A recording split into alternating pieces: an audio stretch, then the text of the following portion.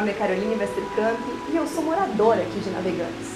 Todas as semanas a gente vai mostrar para você um pouco sobre a cultura aqui da nossa cidade. E a gente começa com o quadro Dengo Dengo. É um espaço onde a gente abre as câmeras para o artista navegantino mostrar o seu trabalho e um pouco dos seus ideais.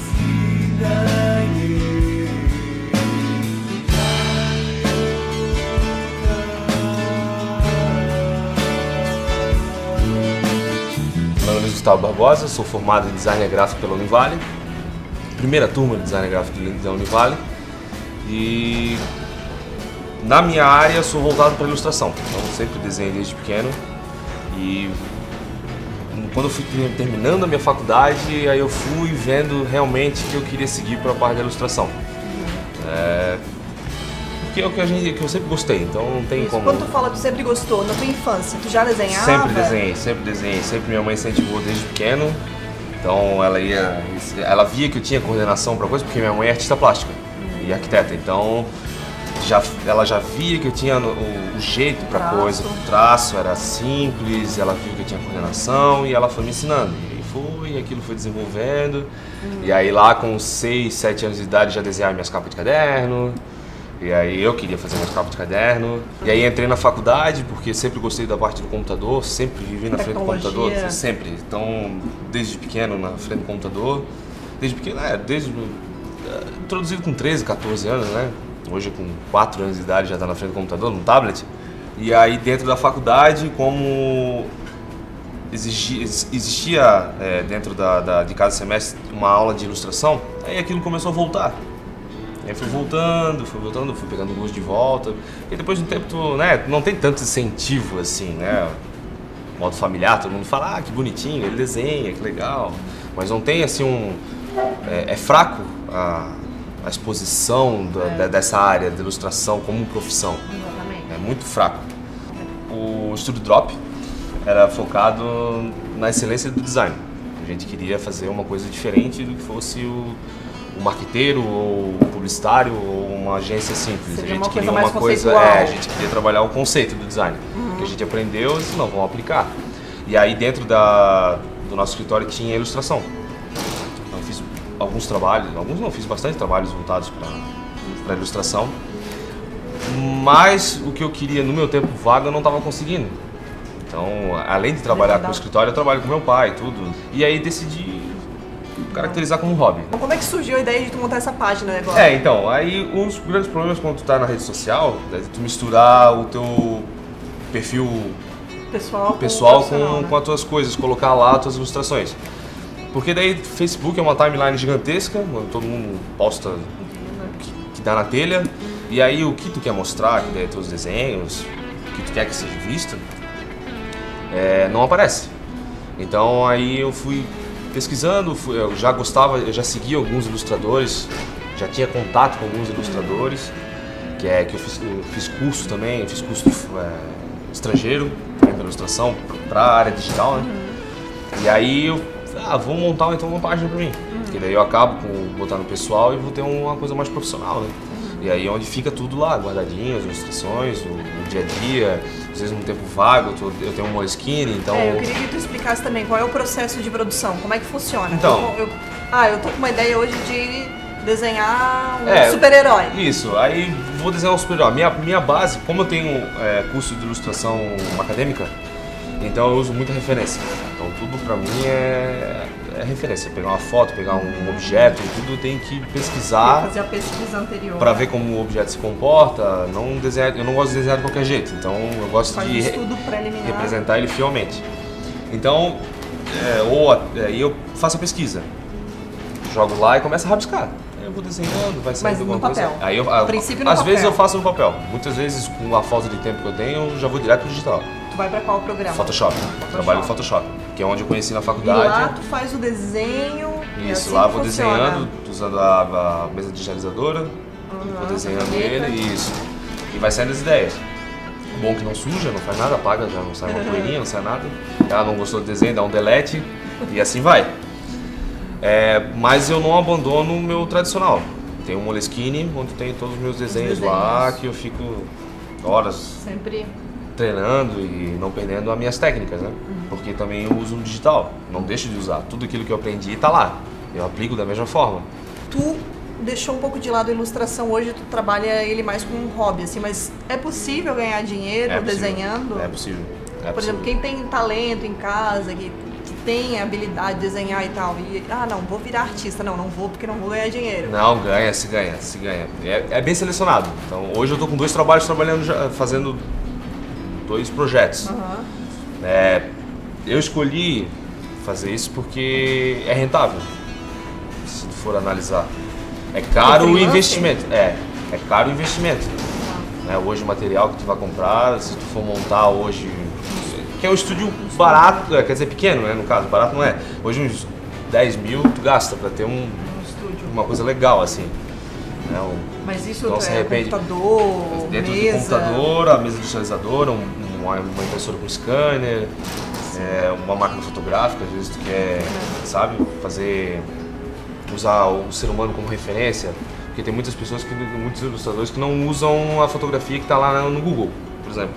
Eles gostam de pegar a pessoa, chama lá, tem um estúdiozinho com luz, faz a fotografia e monta desse jeito, entendeu? Por ilustradores assim no Brasil. Tem uma boa referência que vem da infância, que é Maurício Souza, né, que esse não tem nem como, né? Esse é o desenho que tu me perguntou que teve algum que tu nunca conseguiu desenhar. A Turma da Mônica, isso é impossível. Isso é impossível, não tem como, é só o Maurício Souza que consegue fazer isso. É muito difícil, porque é um traço único, é dele aquele traço, então é esse que é o difícil.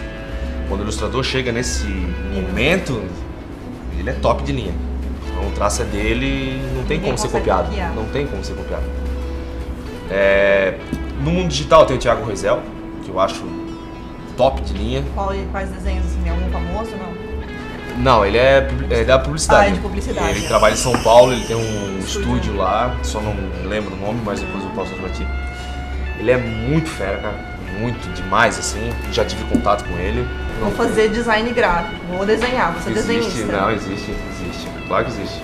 Porque... Mais da família ou mais dos outros? Não, da família. Dos outros sempre é, pô, que legal, que massa, cara, isso aí, vá. Mas a família... a família fica meio assim, né, pô, tem empresa do teu pai, tá fazendo design gráfico, eu não gosto de fazer, não tem... E aí? Vou fazer administração, vou ficar lá gastando horas lá na faculdade pra não aprender nada, ficar lendo um monte de livro lá, pô, eu não tinha nem livro na faculdade do design gráfico, não precisava, era um pendrive só, vê que coisa legal. Mas aconteceu.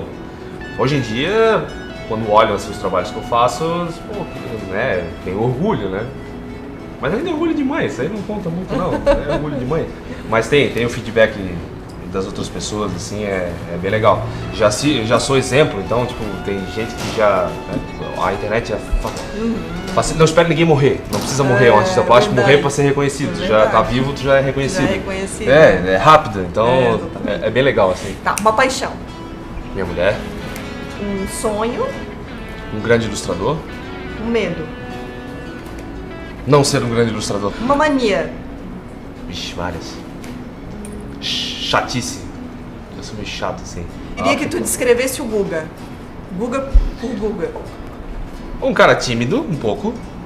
Bem extrovertido, mas é um contrassenso. Tem uma coisa ali, tem uma explicação. Divertido.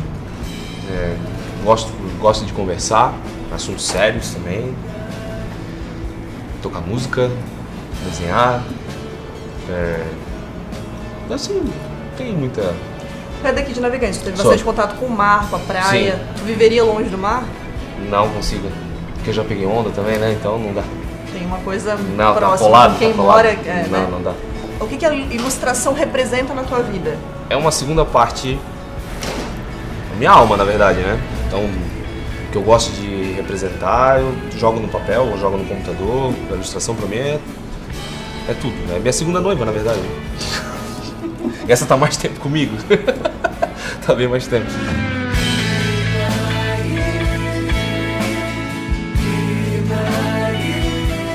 Eu chamo agora o Gabriel Cotruneu, que vai dar dicas culturais de cinema, literatura e música pra você. E as dicas dessa semana estão no mínimo engraçadas, olha só. Em Minha Mãe é uma Peça, Dona Hermínia é uma mulher de meia idade divorciada do marido que a trocou por uma mulher mais jovem. Hiperativa, ela não larga do pé de seus filhos Marcelina e Juliano, sem se dar conta que eles já estão bem grandinhos. Para rir lendo, confira só a dica de leitura. Neste mistério de perguntas cretinas, por incrível que pareça, o primeiro livro de Milor Fernandes, ilustrado pelo parceiro Jaguar, a brincadeira com o duplo sentido das palavras se transforma em arte. Direto do Túnel do Tempo, uma banda que deixou saudades. Mamonas Assassinas foi a banda brasileira de rock crônico formada em Guarulhos em 1990. Inicialmente tinha o nome de Utopia. O som era a mistura de punk rock com influências do forró, o brega, pagode, música mexicana e o reggae. Porém, em 1996, no auge da carreira, a banda foi vítima de um acidente aéreo na Serra da Cantareira, ocasionando a morte de todos os integrantes. Semana que vem tem mais dica cultural, não perca!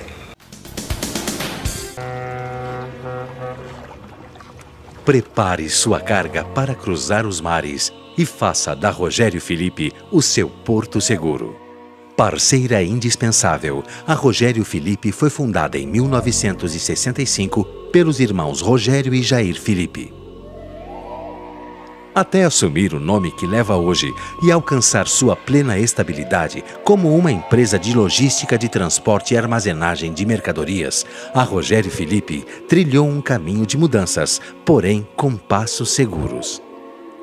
Cresceu sempre investindo na capacitação profissional e infraestrutura para oferecer o que há de mais seguro no ramo de logística de importação e exportação.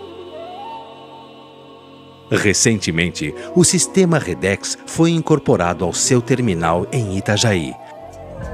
E hoje estamos aqui, todos juntos, para comemorar este novo momento. Com este recurso e uma estrutura completa, a carga de seus clientes terá o suporte necessário para sua comercialização internacional. Tudo isso com a mais moderna tecnologia para atender às necessidades específicas de cada cliente e cumprir as exigências do setor. Faça sua empresa navegar em um mar de possibilidade. Rogério Filipe, armazenando qualidade. Nós garantimos a filmagem do seu evento, entre eles casamentos, aniversários, formaturas, palestras e projetos sociais. Produzimos também vídeos que registram o seu trabalho, como espetáculos, shows musicais, peças de teatro e projetos culturais. A Navitrine oferece a produção de documentários, making-off e vídeos presente, quando você e seus amigos gravam depoimentos homenageando alguém. Entre em contato 9605-5606. Semanalmente ele escreve no melhor jornal de navegantes. Aqui no Navitrine, ele fala. Olá! Hoje nós vamos falar sobre segurança pública. Melhor dizendo, insegurança pública.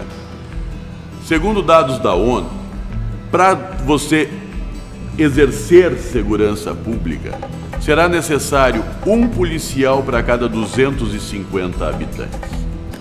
Na área do 25º Batalhão de Polícia Militar, com sede na cidade de Navegantes, nós temos a primeira companhia de polícia, que é exatamente a que cuida do policiamento da nossa cidade. Nós hoje temos pouco mais de 60 policiais atuando. Pensando que Navegantes tem uma população já entre 65 e 70 mil habitantes, nós estamos falando de um policial para cada mil e poucos habitantes. Nunca conseguiremos exercer segurança pública faltando efetivo, faltando a base, faltando o policial na rua, a polícia comunitária, os conselhos de segurança. A cidade engatinha ainda no que tange aos conselhos de segurança. A população precisa participar, porque nós vivemos um momento em que os bandidos estão soltos e a população cada vez mais presa. Basta você olha o seu vizinho, a casa do seu vizinho, a sua casa. Provavelmente você vai ver uma cerca elétrica, um muro alto, grades, caco de vidro. Nós vivemos agora, recentemente, na temporada de verão, um crescimento exorbitante no número de carros roubados, assaltos à mão armada, furtos à residência.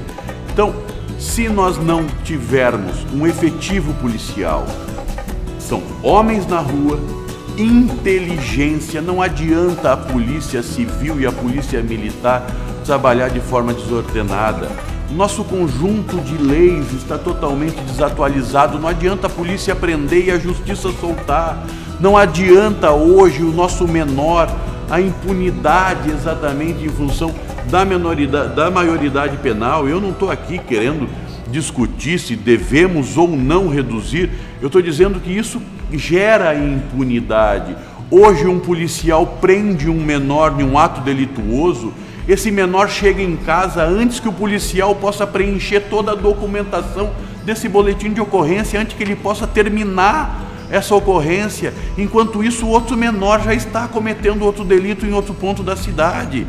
Então esse menor vê o pai saindo para trabalhar de manhã, chegando altas horas da noite, a mãe, o pai, e quando ele quer alguma coisa, quando ele quer um presente, quando ele quer uma roupa, quando ele quer um brinquedo, ele não tem.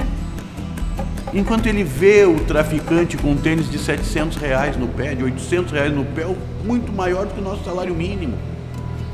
Então a segurança pública, ela precisa ser exercida com inteligência. Todos somos chamados a participar desse debate. O que nos sobra em qualidade nos quadros da Polícia Civil e Militar, falta em efetivo. Precisamos de homens, precisamos de aparelhamento, precisamos de viaturas, mas agora precisamos de educação, precisamos saber qual parte cabe a cada um de nós no que diz respeito à segurança pública, que cada um tem que fazer a sua parte. Vamos lá. Essa semana temos o prazer de receber a representante do Boi de Mamão aqui de Navegantes, a Olívia. Tudo bem, Olívia? Tudo bem. Olívia, conta pra gente como surgiu a ideia do Boi de Mamão. Na verdade, a família, né, toda foi meio que inspirada pela minha mãe, que ela sempre houve essa cobrança. Meu pai participava do grupo de Boi de Mamão e ela sempre houve essa cobrança na família de a gente trabalhar com resgate, porque já estava se perdendo. Hoje a gente é o único da região, né, onde ela cobrava que a gente trabalhasse, que a gente montasse. Ela tirou parte do salário dela de pensionista, né, do INSS, e colocou no projeto, comprou todo o material, e daí a gente começou a confeccionar os bonecos e fazer as apresentações. Quantos integrantes fazem parte do grupo? Hoje a gente está com 20 integrantes. A gente trabalha, na verdade, com ação social, né? Esse resgate da cultura é permeado pela ação social. A gente leva nas escolas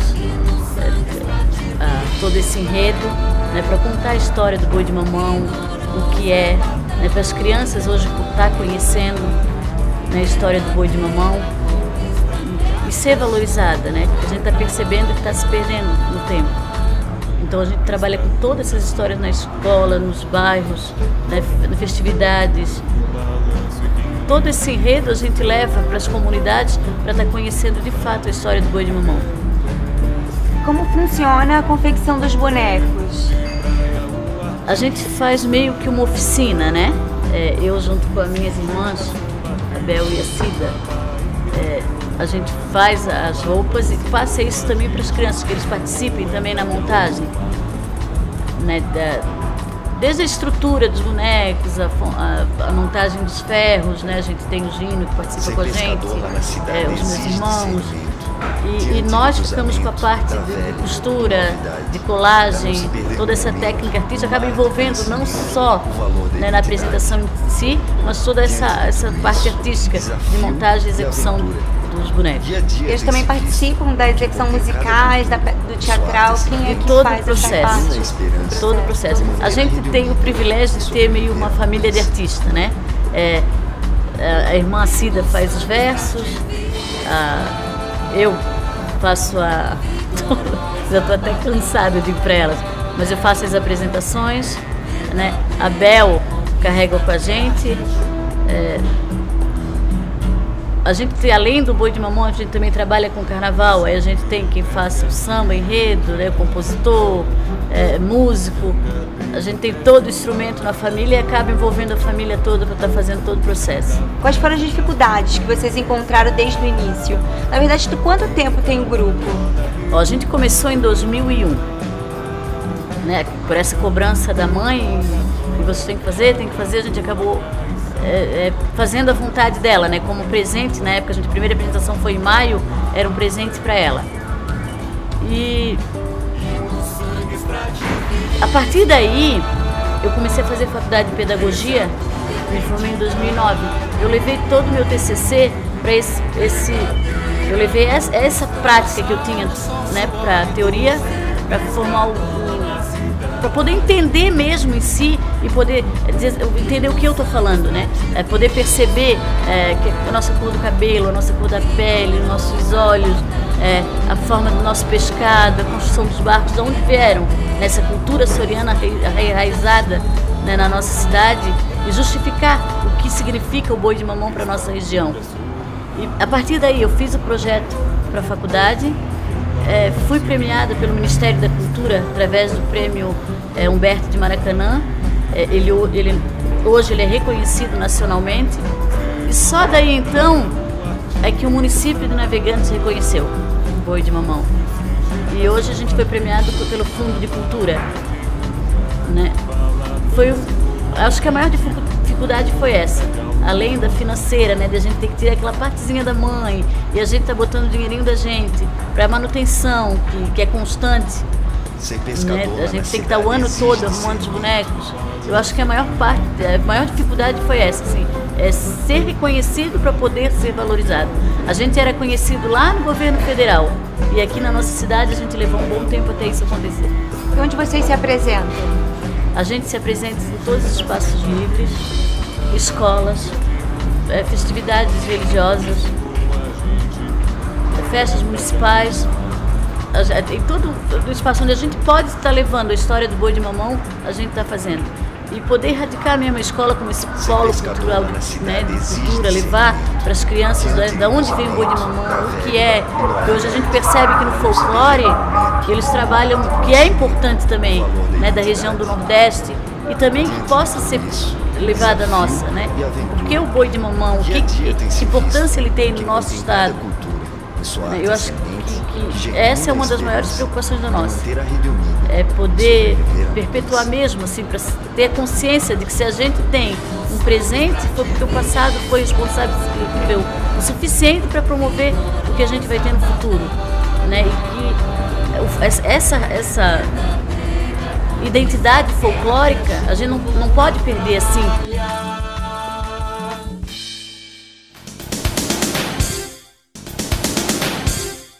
Resgatar a história e a memória da nossa cidade também faz parte da nossa cultura. Por isso, o quadro de história com a Ângela começa agora.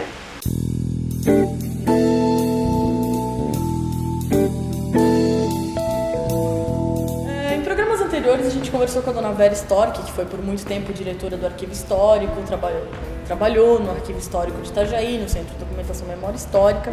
E a gente levantou uma discussão sobre a questão de repatriar ou não repatriar acervos. No caso, se Navegantes tivesse uma instituição para salvaguarda de arquivo de materiais documentais, fotográficos, coisas de Navegantes que estão dentro do Arquivo Histórico de Itajaí.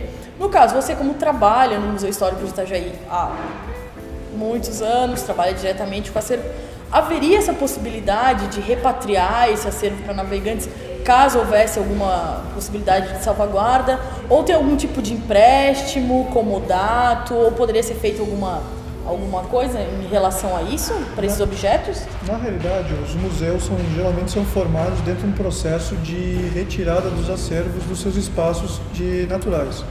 Grandes museus do mundo, Louvre, Museu Britânico, Hermitage, Museu do Prado, são todos museus formados através da pilhagem.